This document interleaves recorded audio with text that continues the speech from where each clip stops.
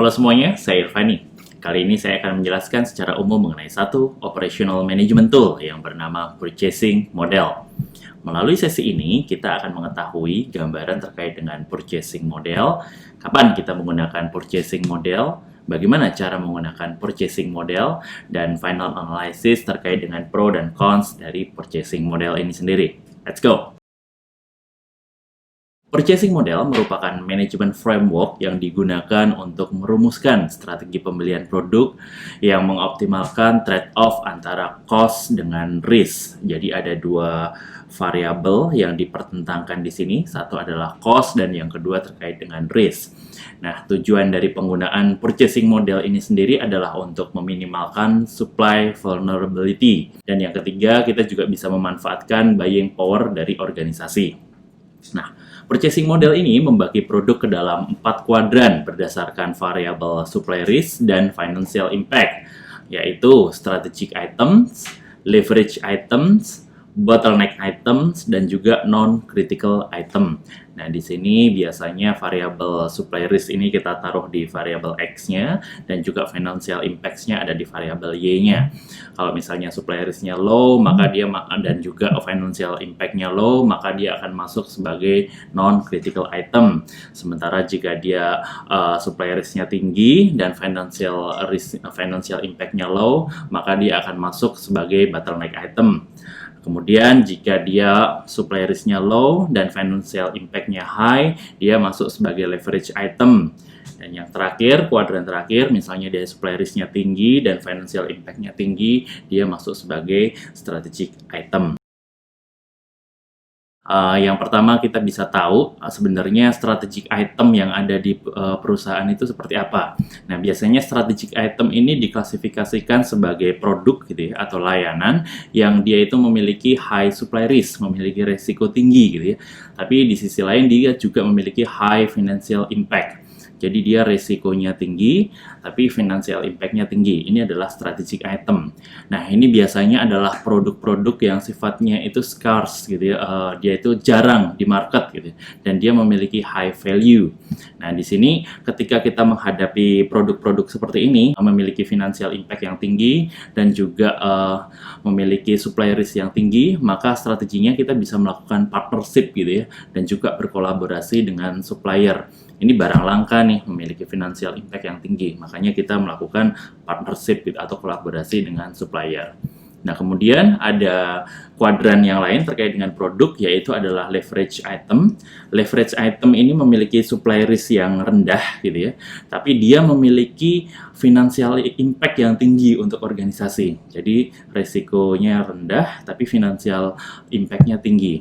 Contohnya ini misalnya adalah electronic motors, data processing hardware, dan segala macamnya gitu ya. Dia supply risk-nya rendah, tapi memiliki impact yang besar dari sisi finansial ke organisasi. Biasanya kalau yang seperti ini, supply risk-nya rendah, financial impact-nya tinggi, kita melakukan strategi berupa pengadaan terbuka atau tender gitu ya. Ini adalah yang kita terapkan di produk yang masuk ke kategori leverage item. Nah, di kategori selanjutnya kita juga memiliki bottleneck item gitu ya.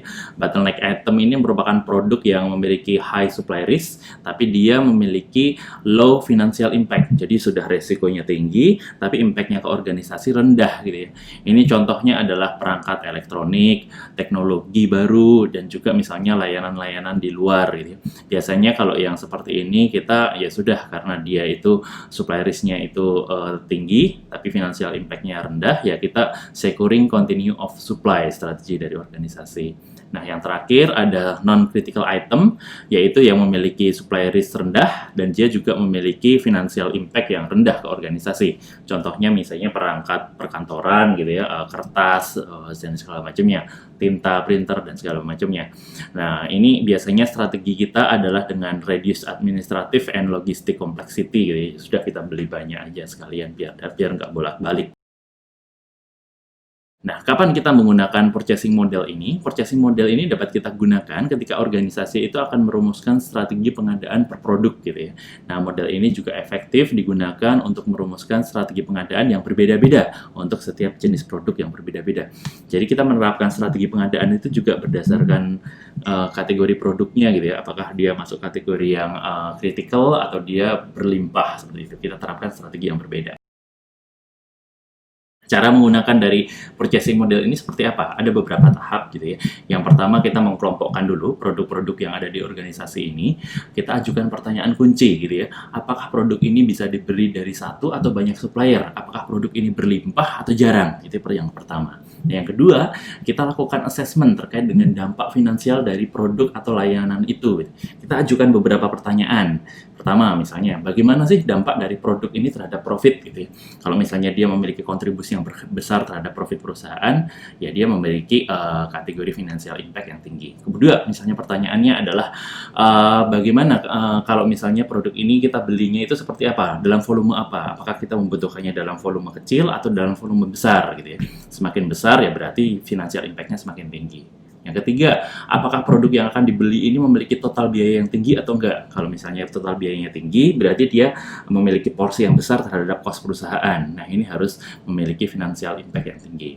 Nah, semakin tinggi dampak dari produk terhadap profit, semakin besar volume yang digunakan, semakin besar biaya yang dikeluarkan dari organisasi terhadap suatu produk, maka financial impact-nya akan semakin tinggi. Itu yang pertama, assessment dari sisi financial impact. Nah, yang ketiga, itu tadi yang kedua, maaf. Yang ketiga, lakukan assessment terkait dengan supply risk-nya, gitu ya, dengan mengajukan beberapa pertanyaan kunci. Misalnya, bagaimana sih ketersediaan produk di market? Apakah jarang atau dia berlimpah? Yang kedua, berapa sih sebenarnya jumlah supplier gitu ya yang bisa menyediakan produk atau layanan itu? Apakah banyak atau sedikit? Dan yang ketiga, ada nggak produk substitusinya di market gitu ya? Apakah produk ini benar-benar cuma dia atau ada penggantinya? Nah, yang keempat biasanya adalah apakah kita bisa memproduksinya sendiri gitu ya? Kita bisa make or buy-nya seperti apa gitu ya? Apakah benar-benar cuma harus buy atau kita bisa memproduksinya?